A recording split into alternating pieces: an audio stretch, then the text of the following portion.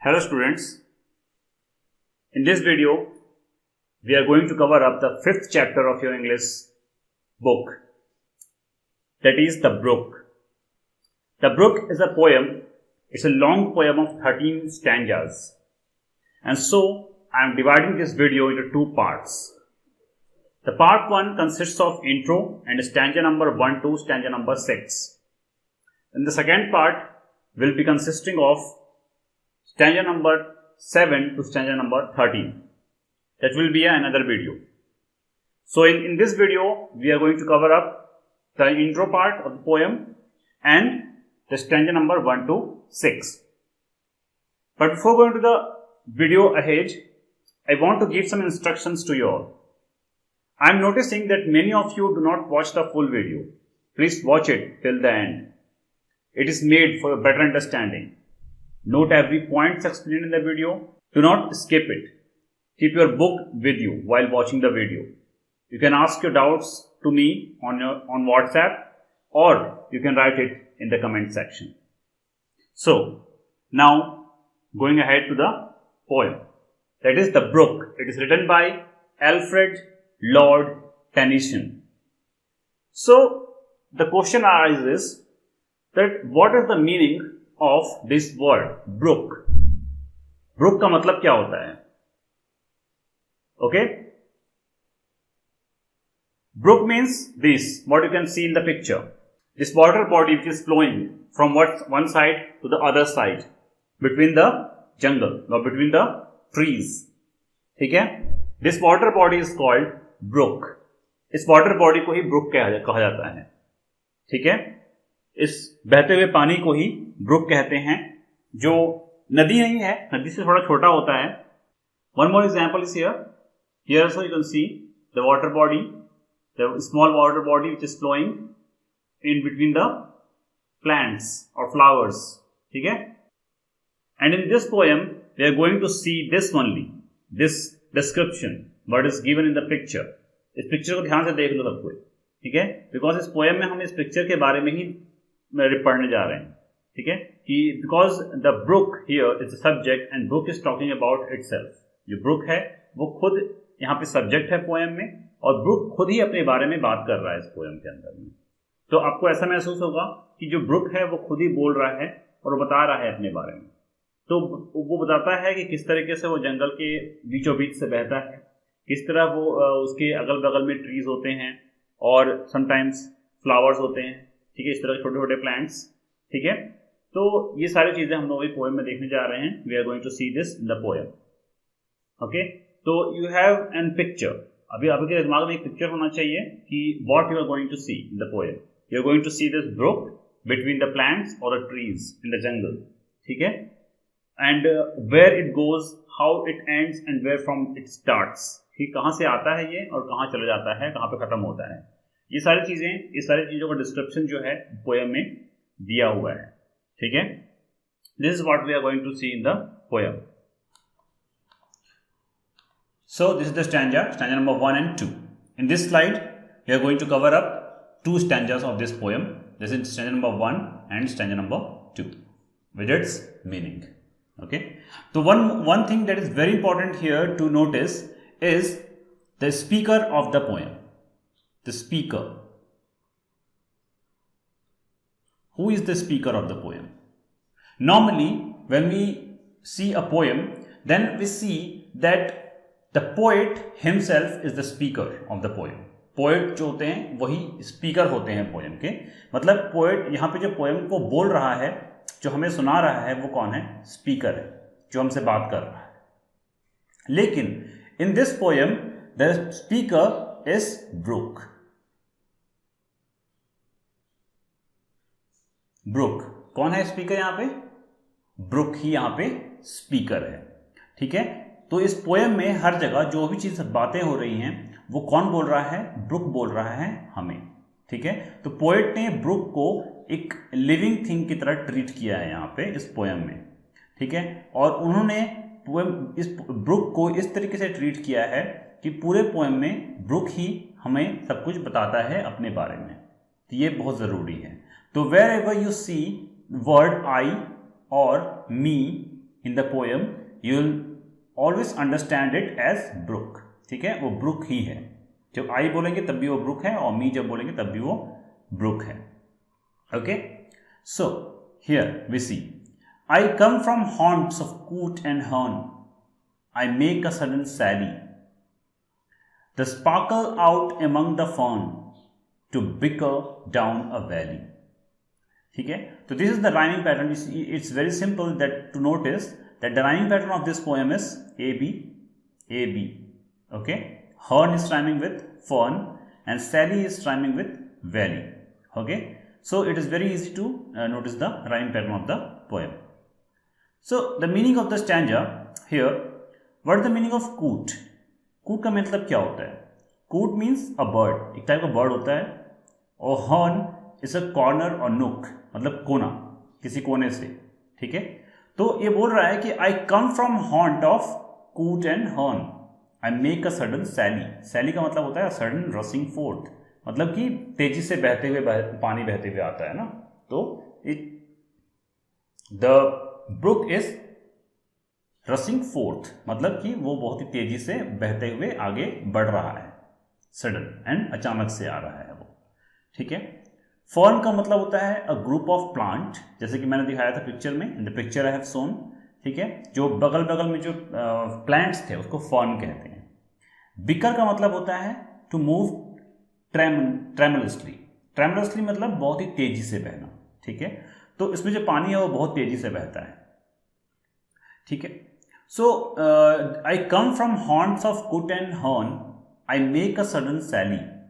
ठीक है, तो वो कहाँ से आता है? बहुत किसी कोने से आता है, जंगल से, किसी कोने से, जो आपको दिखता नहीं है कि वो कहाँ से आ रहा है, but it comes from somewhere. ठीक है, आपको पता नहीं है कि वो कहाँ से आ रहा है। ठीक है, वो किसी छिपे हुए प्लेस से आ रहा है, दैट इज कॉर्नर और nook. And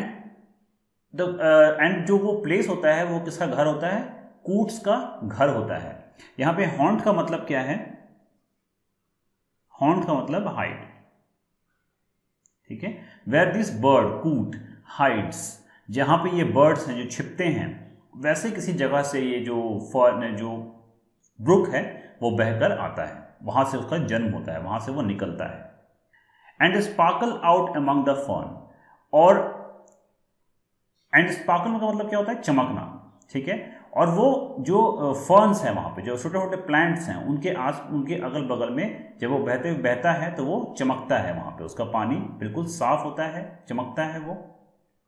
to bicker down a valley. ठीक है, और वो धीरे धीरे क्या करता है? बहता रहता है। Bicker means to move tremulously. Tremulously मतलब कि बहुत ही तेजी से बहते हुए। ठीक है, बहुत ही स्पीड से। जैसे कि आप नदी के पानी को अगर कंपेयर करोगे, नदी का पानी जो होता है वो बहुत ही धीरे धीरे बहता है। ठीक है, स्पेशली जहाँ पे गहरा होता है। और ब्रुक जो होते हैं वो गहरे नहीं होते, उनमें ज़्यादा पानी नहीं होता। ठीक है, लेकिन वो बहुत ही तेजी से बहता है। सो इसलिए यहाँ पे बोल रहा है कि इट इज़ बिकरिंग डाउन। ठीक है, वो बिकर हो रहा है, धीरे धीरे बहुत ही तेजी से पानी बह रहा है नीचे की तरफ, वैली में जा रहा है। Then the next stanza, by 30 hills I hurry down, or slips between the ridges, by 20 thorps a little town and 100 bridges. Thorpe का मतलब क्या होता है? यहाँ पे देख लो, थॉप्स मीन्स विलेज। ठीक है, थॉप्स मीन्स एक छोटा सा विलेज, जहाँ पे ज़्यादा घर नहीं है, थोड़े बहुत ही घर हैं। ठीक है, काउंटेबल हैं, वहाँ पे इस तरह के विलेज को थॉप्स कहते हैं, छोटा सा विलेज। तो this brook is flowing by. ठीक है, जो ब्रुक है वो बहता जा रहा है, it is flowing by. And what it sees, वो देखता है कि उसके अगल बगल में बहुत सारे हिल्स हैं। It is almost 30 hills, 30 hills हैं, और वो हिल्स के अगल बगल में बहता जा रहा है, इट्स हरिंग डाउन। ठीक है, क्योंकि जो ब्रुक्स होते हैं वो generally high level, high land जो होते हैं, जैसे कि माउंटेन्स एंड ऑल, या फिर जो स्लोपी एरियाज होते हैं वहाँ से निकल कर आते हैं और नीचे की तरफ बहते हैं। ठीक है, इसलिए वो बोल रहा है कि 30 हिल्स, बाय 30 हिल्स आई हरी डाउन, और slips between the ridges. It slips मतलब क्या होता है? स्लिप मतलब क्या होता है? स्लिप करना, फिसलना। बट यहाँ पे ये फिसल नहीं रहा है, यहाँ पे कहने का मतलब ये है कि वो रिजेस के बीचों बीच से बह रहा है। ठीक है, और slips between the ridges, by 20 thorps मतलब कि वो करीब करीब 20 विलेजेस को क्या होता है, पार करता है। 20 विलेजेस के बीच से बहता है वो जो ब्रुक है, ठीक है। A little town and half 100 bridges, और करीब 100 ब्रिजेस के नीचे से बहता है, ठीक है। और 20 थॉप्स मतलब 20 विलेजेस के नीचे से, विलेजेस के बीच से बहता है। तो यहाँ पे जो फर्स्ट स्टैंजा है उसमें बताता है कि जो ब्रुक है वो आता कहाँ से। In the first stanza we see that brook comes from, where the brook comes from, कहाँ से आता है। And in the second stanza we see कि उसका जर्नी क्या है, वो किस तरीके से अपने किसी कोने से निकलता है और निकलने के बाद वो बहता जाता है, और बहते वक्त वो अपने रास्ते में क्या क्या देखता है। वो 30 हिल्स देखता है जिसके थ्रू वो बह रहा है, जिसके नीचे वो बह रहा है। वो देखता है कि जो जहाँ पे वो बह रहा है उसके अगल बगल में क्या है, रिजेस हैं, मतलब किनारे हैं, किनारा है। एंड वो गाँव के बीच से बह रहा है जो कि 20 विलेजेस हैं, there are 20 villages and there are 100 bridges that he has और शी हैज़ क्रॉस्ड, ठीक है। तो ये दो स्टैंजा जो है यही समझाता है बेसिकली, ठीक। Now will go to the next stanza and the rhyming pattern will be same in every stanza, so I do not have to remind it again and again that the rhyming pattern is always the same, ठीक है, in each and every stanzas. The next stanza is 3 and 4. Here the third stanza it is basically, and the first stanza in this slide. Till last by Philip's farm I flow to join the brimming river. For man may come and man may go, but I go on forever. These two line is very important here. ये दो line जो है ना बहुत important है, because ये दो line poem में बार बार रिपीट होंगे, ठीक है। और ये दो लाइन ही इस पोएम का थीम है। ये बोलता है कि इस स्टैंजा में कि till the last by Philip's farm I flow. यहाँ पे फिलिप्स फार्म का मतलब क्या है, ये भी एक विलेज है, ठीक है, ये भी एक विलेज है, but this village is the last village that she has seen. A last village है, this is the last village, ठीक है। Philip's farm a last village है out of the 20 villages that they have, मतलब कि जिसमें description था last stanza में 20 villages के बारे में बात हो रही थी। उन 20 विलेजेस में से ये लास्ट विलेज है जिसमें जिस तक ये बहता है, ठीक है। And to join the brimming river, brimming मतलब क्या होता है, टू ओवरफ्लो, मतलब एक बहुत ही बड़ी रिवर है वहाँ पे, ठीक है, जो कि अपने लिमिट से ऊपर बह रही है, वहाँ पे बहुत ज़्यादा पानी है उसमें, ठीक है। तो वो एक ऐसी बड़ी रिवर में जाकर मिल जाता है, to join the river, it joins, ठीक है। तो वो रिवर को जाकर फिर ज्वाइन कर लेता है। तो इसका एंड कहाँ पे होता है, इस ब्रुक का एंड कहाँ होता है। इस ब्रुक का एंड बेसिकली देखा जाए तो ये बोल रहा है कि वो उसका एंड तब होता है जब वो फिलिप्स फार्म तक पहुँचता है, और वहाँ पर एक नदी है जिसमें जाकर वो मिल जाता है, जिसमें जाकर वो मिल जाता है। फॉर मैन में कम एंड मैन में गो, मतलब यहाँ पे बोल रहा है कि जो इंसान है, जो लोग हैं, जो इस विलेज के आसपास रहते हैं, वो उनका जन्म होगा, उनका डेथ हो जाएगा, वो आएंगे जाएंगे, बट ये जो ब्रुक है, but I go on for ever, but मैं हमेशा बहता रहूँगा, मैं कभी भी नहीं खत्म होऊंगा, ठीक है। तो यहाँ पे पोइट जो है वो एक रियलिटी को बताते हैं that this nature is not going to die, ठीक है, but we will die one day, ठीक है। तो पोइट यहाँ पे एक चीज समझाने की कोशिश कर रहे हैं कि the man may come and men may go, man आएंगे और मैन जाएंगे, बट मैं हमेशा बहता रहूँगा, मैं कभी भी नहीं खत्म होऊंगा, ठीक है। तो this is the third stanza, it's very important. मैंने बताया कि जो ये जो दो लाइन्स हैं ये इस पोएम के थीम है, ठीक है। This is what poet is highlighting here through this brook, ठीक है। ब्रुक के थ्रू पोएट यहाँ पे इस चीज़ को हाईलाइट करना चाहते हैं कि for men may come and men may go but I go on for ever. This line will be repeating it self in the poem, ठीक है, हर 2 स्टैंजा के बाद में ये लाइन रिपीट हो जाएगा, देख लेना। So this was the third stanza, then will go to the next fourth stanza, ठीक है। I chatter over stony ways in little sobs and trebles. I bubble into eddying bays. I babble on the pebbles. Here also you can see the rhyming pattern is same, A B A B, ठीक है, A B A B. There is no difference, ठीक है। So what is the meaning of this stanza? Chatter का मतलब क्या होता है? Chatter means intermittent noise, मतलब कि एक ऐसा नॉइज जो रुक रुक कर आता जा रहा है एक पर्टिकुलर पीरियड ऑफ टाइम के बीच में, ठीक है। तो मतलब कहने का मतलब यह है कि एक साउंड, जब बारिश होती है तो आप कैसे एक साउंड को आप सुनते जाते हो, है ना, द काइंड ऑफ कि वाटर ड्रॉपलेट से पानी गिर रहे हैं तो आप साउंड सुनते हो, ठीक है। वो साउंड लगातार नहीं आ रहा होता, वो रुक रुक कर आता रहता है, ठीक है, पानी के गिरने का जो बूंदों को जो आवाज़ होती हैं। इन the same way it is intermediate noise, ठीक है। तो इस जब आप कभी किसी झरने के सामने पास जाओगे या किसी ऐसे वाटर बॉडी के पास जाओगे जो बहुत तेजी से बह रहा है, तो you will notice the sound, ठीक है, जो वो साउंड होता है पानी के बहने का साउंड होता है, उसी को यहाँ पे बोल रहा है चैटर, ठीक है। ट्रेबल्स मतलब होता है श्रिल, मतलब कि बहुत ही ज़्यादा पतला वॉइस होता है, उसको हम लोग ट्रेबल बोलते हैं। शार्प मतलब बहुत ही तीखा साउंड होता है जो आपके कानों को लगता है, ठीक है। तो उसका जो साउंड है, जो ब्रुक है, जो इट इज फ्लोइंग, तो उसका जो फ्लो, कोई पानी जो बहने का जो साउंड है वो कैसा है, बहुत ही शार्प है और बहुत ही ट्रेबल है। And why the sound is coming, because it is flowing between the stones. वो स्टोन्स के थ्रू जब बह रहा है तो वो स्टोन्स के साथ टकरा रहा है और इस वजह से उसके साथ आवाज़ें निकल रही हैं, ठीक है। तो वो आवाज़ जो है बहुत ही शार्प है और बहुत ही ट्रेबल है, जिसको वो सुन रहे हैं, ठीक है। कौन सुनता है? आई चैटर ओवर, मतलब कि मैं जो है चैटर करता हूँ, मतलब मैं उनसे टकराता हूँ और एक साउंड निकालता हूँ, ठीक है। तो यहाँ पे and we when we are standing near a brook, then we notice this sound, that the sound we are talking about here, okay. I bubble into eddying bays, I babble on the pebbles. तो eddy मतलब होता है circular current और Whirlpool, जैसे कि हम हिंदी में बोलते हैं भंवर, जो पानी में होता है, कभी कभी आपने देखा होगा या फिर कभी सुना होगा।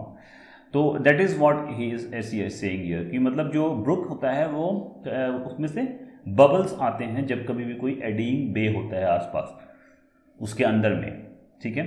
और इट बैबल्स, मतलब बैबल मतलब होता है एक अटर करना, मतलब बहुत ही धीरे धीरे बोलना, ठीक है, जो किसी को सुनाई भी ना दे, इनडिस्टिंक्टली, कोई ऐसा लगता है कोई दूर से बोल रहा है। In the same way it speaks with the pebbles. Pebbles के साथ स्पीक, बात करने का मतलब क्या है? पेबल्स के साथ बात करने का मतलब है कि वो पेबल से जब टकराता है तो उसके साथ एक साउंड निकलता है, ठीक है। पेबल्स मतलब स्टोन ही होता है, स्मॉल स्टोन। तो पेबल्स जब वो पेबल्स के साथ बात करता है, मतलब पेबल्स के साथ जब वो टकराता है तो उसमें से जो साउंड निकलता है उसी को वो बोल रहा है कि जब मैं क्या करता हूँ, पेबल्स के साथ में बात करता हूँ, आई टॉक टू देम, ठीक है। तो इन this way these two stanzas are completed and we are going to the next stanza. That is stanza number 5 and stanza number 6. With many a curve my bank I fret, by many a field and fallow, and many a fair foreland set, with willow, weed and mallow. The same rhyming pattern here also, ठीक है, there is no difference. So the meaning here, fret का मतलब क्या होता है? Fret मतलब होता है to disturb. The second word that is going to come is fallow. Fallow का मतलब होता है ground plowed, pluffed बोलना चाहिए, but left uncultivated, मतलब एक ऐसा लैंड जहाँ पे प्लॉफिंग तो हो चुकी है, मतलब प्लाउड तो हुआ है लैंड, बट वहाँ पे कल्टीवेशन नहीं हुआ है, मतलब वहाँ पे कोई भी चीज़ उगाया नहीं गया है, वो लैंड खाली है, ठीक है। फोरलैंड का मतलब होता है कोस्टल लैंड, मतलब नदी के किनारे का या फिर समुद्र के किनारे का जमीन, ठीक है। विलो, वेरियस ट्रीज एंड और सर्व्स, जैसे कि मैंने ट्रीज दिखाया था आपको पिक्चर में, बिल्कुल उसी को हम लोग विलोज कहते हैं। और मैलो का मतलब होता है any group of flowering plants, ठीक है। तो यहाँ पे इसी चीज़ को बार बार यूज़ किया गया है। So with many of curve my banks I freight, ठीक है। तो माई बैंक मीन्स यहाँ पे क्या है, उसका नदी का किनारा, बैंक का मतलब किनारा भी होता है, ठीक है, ध्यान रखना। So with many a curve my banks I freight, ठीक है। तो उनके जो कर्व्स होते हैं, जो ब्रुक होता है, तो जो कर्व होता है वो सीधा नहीं होता, ठीक है, इट फ्लोज इन दिस वे। तो ब्रुक्स जो होता है ना वो बहुत ही टेढ़ा मेढ़ा होता है। This is what it says कि जो मेरा जो कर्व है वो बहुत ही ज़्यादा टेढ़ा मेढ़ा है, एंड इट डिस्टर्ब्स मीन्स वो सीधा नहीं है। By many a field and fallow, मतलब कि वो बोल रहा है कि ही और she is flowing through this curvy edges और बैंक्स, ठीक है, और थ्रू द फील्ड, जो फील्ड है उसके थ्रू बह रहा है, या तो फिर फेलोज के थ्रू बह रहा है, या फिर many a fairy foreland set, और बहुत सारे किसी हो सकता है किसी, तो उसका जो लंबाई है जहाँ से वो शुरू होता है और जहाँ पे एंड होता है उसके बीच में वो सारी चीज़ें देखता है, इन सारी चीज़ों के थ्रू वो निकलता है बहते हुए। तो उन चीज़ों का डिस्क्रिप्शन है यहाँ पे कि वो फील्ड्स के थ्रू निकलता है, फेलो मीन्स अनकल्टिवेटेड लैंड के बीच से निकलता है, उसके जो बैंक्स हैं वो बहुत ज़्यादा what is it is not straight, it is curvy, and वो विलोज और वीड्स और मेलो के बीच से निकलता है, मतलब वो छोटे छोटे प्लांट्स के बीच से निकलता है। इन सबको मिलाकर बोल सकते हैं प्लांट्स, ठीक है, छोटे छोटे प्लांट्स के बीच से निकलता है। Then I chatter as I flow to join the brimming river, for men may go come and men may go, but I go on forever. Again see this line is repeated, फिर से ये line repeat हो रहा है, ठीक है, ये ध्यान रखना है। यहाँ पे आई चैटर एज आई फ्लो, मतलब चैटर करने का मतलब यहाँ पे वही है दैट जब जैसे जैसे वो बहता जाता है वो पत्थरों में टकराता है, अपने किनारों से टकराता है, और इस वजह से जो साउंड निकलता है उसको वो बोल रहे हैं chatter. To join the brimming river, और वो इस चैटर करते करते वो बहता जाता है जब तक वो कि एक बड़ी रिवर जो है वहाँ बह रही है, जो कि वहाँ पे फिलिप्स फार्म के आसपास बह रही है, उस फिलिप्स फार्म के आसपास नदी है उसमें जाकर उसको मिलना है। तो जब तक वो मिल नहीं जाता तब तक वो चैटर करता रहता है, मतलब वो आवाज़ें निकालता रहता है किसी न किसी के साथ टकरा कर, पत्थरों के साथ में, किनारों के साथ में। तो this is what the sixth stanza says. तो here this line is very important as I have told you, ठीक है।